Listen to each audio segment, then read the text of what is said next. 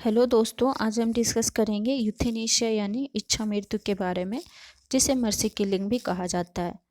तो हमारा कंटेंट आज का कुछ इस प्रकार से होगा। पहले हम देखेंगे यूथेनेशिया के दो फॉर्म, एक्टिव यूथेनेशिया और पैसिव यूथेनेशिया, इन दोनों की डेफिनेशन और इन दोनों में डिफरेंस क्या है। फिर हम देखेंगे हमारे देश में यूथेनेशिया से रिलेटेड कानूनी प्रावधान क्या है या फिर इम्पोर्टेंट जजमेंट्स क्या क्या हैं, जिसमें सबसे इम्पोर्टेंट जजमेंट होता है अरुणा शानबाग केस। उसको हम डिटेल में देखेंगे। उसके बाद काफ़ी लोग यूथेनेशिया और सुसाइड में कंफ्यूज कर जाते हैं, उसमें डिफरेंस क्या है उसको हम देखेंगे। उसके बाद इम्पोर्टेंस ऑफ यूथेनेशिया देखेंगे। एंड देन कम्स हमारा इश्यूज, यूथेनेशिया से रिलेटेड इश्यूज़ क्या हैं। फिर हमारा यूथेनेशिया का दूसरे कंट्रीज़ में स्टेटस क्या है वो देखेंगे। तो फिर बात करते हैं एक्टिव यूथेनेशिया की। तो एक्टिव यूथेनेशिया ये होता है कि कोई पर्सन अगर बीमार है या फिर नॉर्मल पर्सन, उसे हम अगर over lethal doses of drug दे देते हैं जिसकी वजह से वो उस पर्सन की डेथ हो जाती है क्विकली, तो उससे हम एक्टिव यूथेनेशिया कहते हैं। फॉर एग्जांपल किसी पर्सन को मान लीजिए पेन हो रहा है और उसे कुछ स्पेसिफिक डोज ऑफ ड्रग देना था, और यानी पेन किलर देना था, और वो ना दे के अगर हम उसको बहुत high dose of painkiller दे दें तो उसकी वजह से अगर उस बंदे की मौत हो जाती है पेशेंट की, तो उसे हम एक्टिव यूथेनेशिया कहेंगे। और इसलिए इसे पॉजिटिव यूथेनेशिया या फिर अग्रेसिव यूथेनेशिया भी कहते हैं, और ये इंडिया में इलीगल है। उसके बाद हम बात करेंगे पैसिव यूथेनेशिया की। पैसिव यूथेनेशिया ये होता है कि मान लीजिए कोई पेशेंट है, उसे आर्टिफिशियल लाइफ सपोर्ट सिस्टम देकर जिंदा रखा गया है, जैसे आप इस पिक्चर में देख सकते हैं। और मान लीजिए हम उस आर्टिफिशियल लाइफ सपोर्ट सिस्टम को रिमूव कर दें, यानी उस पेशेंट की एसेंशियल केयरिंग करना छोड़ दें, उन्हें फूड और वाटर देना छोड़ दें, उसकी वजह से उस पर्सन की स्लो एंड अनकंफर्टेबल डेथ हो जाती है, तो उसे हम पैसिव यूथेनेशिया कहते हैं। और उसको हम नेगेटिव यूथेनेशिया या फिर नॉन अग्रेसिव यूथेनेशिया भी कहते हैं। उस और देन आता है हमारा वॉल्यूंटरी और नॉन वॉल्यूंटरी यूथेनेशिया।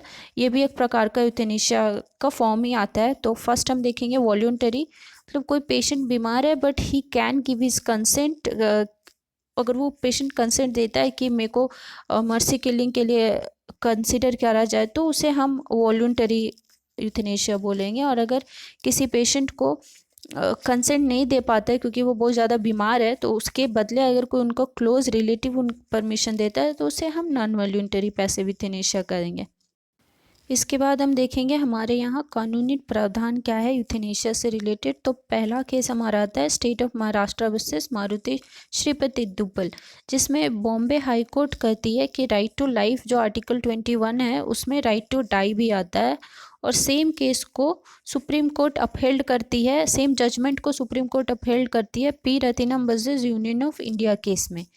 उसके बाद आता है 1996 में Gian Kaur versus state of Punjab case, जिसमें सुप्रीम कोर्ट अपने जजमेंट से यू टर्न मारती है, और उनका कहना होता है कि आर्टिकल 21 जो है लाइफ, राइट टू लाइफ को प्रमोट करता है, उसमें राइट टू डाई नहीं आ सकता है, और इसीलिए यूथेनेशिया जो है इलीगल है। उसके बाद आता है हमारा Aruna Shanbaug versus union of India case. तो इस केस में एक्चुअली इतना इम्पोर्टेंट केस है कि इसके बाद ही यूथेनेशिया को लीगल किया गया, और ये केस हमें यूथेनेशिया की इम्पोर्टेंस को एक्सप्लेन करने में मदद करेगी। तो इस केस को हम काफ़ी डिटेल में अभी डिस्कस करते हैं। तो फिर बात करते हैं अरुणा शानबाग की। तो ये है अरुणा शानबाग, और ये कर्नाटका की एक नर्स होती हैं, और ये किंग एडवर्ड मेमोरियल हॉस्पिटल में एज ए नर्स काम कर रही होती हैं। इनको 1973 में सेक्सुअली असॉल्ट किया जाता है, जिसमें उनके गले को चेन से बांधा जाता है, जिसकी वजह से ब्रेन में ऑक्सीजन सप्लाई नहीं हो पाती है, और उसके बाद वो ब्लाइंड, पैरालाइज्ड और स्पीचलेस हो जाती हैं, यानी वो परसिस्टेंट वेजिटेटिव स्टेट में चली जाती हैं। और अगर अभी बात करें कि परसिस्टेंट वेजिटेटिव स्टेट होता क्या है, तो हम लोग अगर आप लोगों ने मुन्ना भाई MBBS मूवी देखी होगी, तो उसमें एक कैरेक्टर होते हैं आनंद नाम से, और उसमें एक डायलॉग भी होता है जिसमें ये कहते हैं कि सब्जेक्ट जो है न सुन सकता है, न बोल सकता है, न कुछ महसूस कर सकता है, ही इज डेड इनसाइड। तो सेम होता है अरुणा शानबाग के साथ। वो टोटली बेड रिडन हो जाती है, कोई भी रिस्पॉन्स नहीं करती हैं, और वेजिटेटिव स्टेट में जा चुकी होती हैं, जिसकी वजह से और हाई मेडिकल एक्सपेंस होने की वजह से उनकी फैमिली उनको अबैंडन कर देती है। उसके बाद king Edward memorial hospital staff जो होते हैं वही उनकी देखभाल करते हैं, पूरी केयरिंग करते हैं। फिर पिक्चर में आती हैं, ये है ये पिंकी वीरानी जो जर्नलिस्ट होती हैं और ये अरुणा शानबाग केस में काफ़ी ज़्यादा इन्वॉल्व होती हैं। यानी जो दोषी था उनको उसको सज़ा दिलाने में इनका बहुत ज़्यादा हाथ रहता है और यही पिटीशन फाइल करती हैं सुप्रीम कोर्ट में कि अरुणा शानबाग को उस पेन से रिलीफ कराया जाए और उनको मर्सी किलिंग के लिए कंसीडर किया जाए। तो उस केस को 2011 में सुप्रीम कोर्ट 37 ईयर्स के बाद उस पर रिस्पॉन्ड देती है। यानी 37 ईयर्स तक तब तक अरुणा शानबाग बेड पे पड़ी होती हैं, बेड रिडन होती हैं और उस जजमेंट में finally supreme court passive euthanasia को लीगल करार देती है और जब तक उससे रिलेटेड कोई कानून नहीं बन जाए वो प्रॉपर गाइडलाइन देती है कि इस गाइडलाइन को फॉलो करके किसी भी पेशेंट को पैसिव यूथेनेशिया के लिए जाना है। तो लेकिन इसी केस में सुप्रीम कोर्ट अरुणा शानबाग के केस को खारिज कर देती है, यानी उनको कैंसिल कर दिया जाता है, उनको मर्सी किलिंग ना दिया जाए।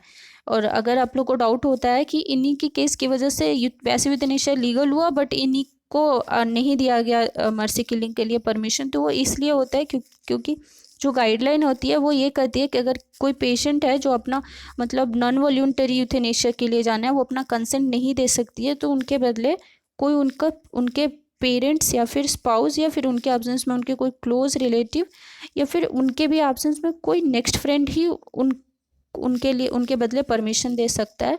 और यहाँ पर नेक्स्ट फ्रेंड के कैटेगरी में अरुणा के केस में दो नेक्स्ट फ्रेंड होते हैं, एक होती हैं पिंकी वीरानी और एक हैं यहाँ पे हमारे किंग एडवर्ड मेमोरियल हॉस्पिटल के स्टाफ। तो ये तो कहती हैं इनको मर्सी किलिंग कर दो और KEM स्टाफ कहती है कि नहीं, ये हमारे लिए एक बच्चे की तरह है और हम इनकी टोटली केयरिंग कर रहे हैं और हम इन्हें नहीं चाहते हैं कि इनको मारा जाए। तो सुप्रीम कोर्ट KEM स्टाफ को as a next friend treat करती है ओवर पिंकी वीरानी और इसलिए इनको नहीं मारा जाता है। और फिर फाइनली ये अरुणा जो थी अपने आप से खुद ही से इनको न्यूमोनिया हो जाता है 2015 में, 42 ईयर्स के बाद ये इनका डेथ होता है। फिर अगर हम बात करें कि हमारे देश में कानून क्या है यूथेनेशिया से रिलेटेड, तो अभी तो कोई कानून बना नहीं है संसद से। और अभी रिसेंट में 2016 में यूनियन हेल्थ मिनिस्ट्री एक बिल लाए थे, terminally ill patient protection of patient and medical practitioner bill, और इस पे पब्लिक रिएक्शन अभी इनवाइट करा गया है। बेसिकली ये बिल ही है, अभी एक्ट बना नहीं है। इसके बाद हम देखेंगे यूथेनेशिया और सुसाइड में डिफरेंस क्या है। तो एक केस होता है Naresh Marotrao Sakhare versus union of India. इसमें जस्टिस लोधा डिस्टिंग्विश करते हैं सुसाइड और यूथेनेशिया में। तो इसमें इनका कहना होता है कि सुसाइड जो है एक सेल्फ किलिंग और सेल्फ डिस्ट्रॉइंग एक्ट है और इसमें पर्सन की सेल्फ विल होती है और इसमें किसी भी अदर पर्सन का असिस्टेंट या फिर एड या फिर इन्वॉल्वमेंट नहीं है। और जहाँ की हम यूथेनेशिया में देखें कि उसमें दूसरे पर्सन का इन्वॉल्वमेंट है और वो उसको एडमिनिस्टर कर रहा है ड्रग और उसकी वजह से उनकी डेथ हो रही है। तो ये बेसिक डिफरेंस हो गया। उसके बाद हम देखेंगे सिग्निफिकेंस यानी इम्पोर्टेंस ऑफ यूथेनेशिया की। तो ऑब्वियस तो ये है कि अगर कोई पर्सन है जो इनटॉलरेबल एक्सट्रीम पेन से गुजर रहा है तो उनको हम मर्सी किलिंग दे के उस पेन से रिलीव करा सकते हैं। और किसी भी पर्सन की चॉइस होती है कि वो अनडिग्निफाइड वे में नहीं रहना चाहता है, तो उस पर्सन की चॉइस को रेस्पेक्ट किया जाए। क्योंकि इस सिचुएशन में कोई भी पेशेंट जो है टोटली दूसरे पर्सन पे डिपेंडेंट है, बेड रिडन है, तो वो एक kind of undignified way of living है। तो अगर वो मर्सी किलिंग के लिए जाना चाहता है तो उसके चॉइस को रेस्पेक्ट किया जाए। फिर आर्टिकल 21 जो है वो right to life with dignity का एक फंडामेंटल राइट देती है। तो सेम वे डिग्निफाइड डेथ भी हमारा एक फंडामेंटल राइट होना चाहिए। और बात करें कि जब इंडिया की बात आती है तो ऑलरेडी हमारे यहाँ डॉक्टर या हॉस्पिटल बेड्स इतने कम हैं और इस सिचुएशन में अगर कोई पेशेंट हैं, इस तरह के पेशेंट अरुणा जैसे पेशेंट जो 42 ईयर्स तक एक बेड को ऑक्यूपाई करके रखते हैं, और हमारे यहाँ कई लोग जो हैं जिनके बेटर चांसेस ऑफ सर्वाइवल हैं वो चले जा रहे हैं, वो गुजर जा रहे हैं, तो इन डॉक्टर्स की एनर्जी को बेटर चैनलाइज किया जा सकता है उन पेशेंट्स को बचाने में जिनके जीने की संभावना ज़्यादा है। फिर हम बात करेंगे इश्यूज़ रिलेटेड विथ यूथेनेशिया, तो अब पहली बात तो ये मेडिकल एथिक्स के ही अगेंस्ट है, क्योंकि हर डॉक्टर और नर्स एक प्रॉमिस करता है बिफोर हिज ड्यूटी कि हम हर पेशेंट को बचाएंगे, तो वो कैसे किसी को डेथ दे सकते हैं। और ये मोरली भी रॉन्ग है कि हम किसी पर्सन को, किसी जीवित पर्सन को मार दें। और फिर अगर हम बात करें तो हमारी सोसाइटी में बहुत सारे डिसेबल्ड पर्सन भी हैं जो कि मोर वल्नरेबल हो जाएंगे, क्योंकि ऑलरेडी उनके लिए हमने कुछ खास करा नहीं है इंडिया में उनको लाइफ को ईजी या एक्सेसिबल बनाने के लिए चीज़ें। और अगर हम यूथेनेशिया को कानून का रूप दे देंगे तो वो और इससे वल्नरेबल हो जाएंगे। उन्हें लगेगा कि we are burden to the society and we should go for mercy killing and we should opt for it. और देन बात किया जाए कि जैसे कि मुन्ना भाई MBBS केस में हुआ था कि आनंद लास्ट में ठीक हो जाते हैं मिरेकल होकर, तो सेम हो सकता है ना कि कोई भी पर्सन अभी मान लीजिए बीमार है बट बाद में मिरेकल हो जाए और वो ठीक हो जाए, तो ये ऐसा मेडिकल हिस्ट्री में कई बार हुआ भी है। फिर हम देखेंगे status of euthanasia in other nation. तो बात करें इसकी इंग्लैंड की, तो वहाँ पे यूथेनेशिया टोटली इलीगल है और फिजिशियन असिस्टेड सुसाइड भी इलीगल है।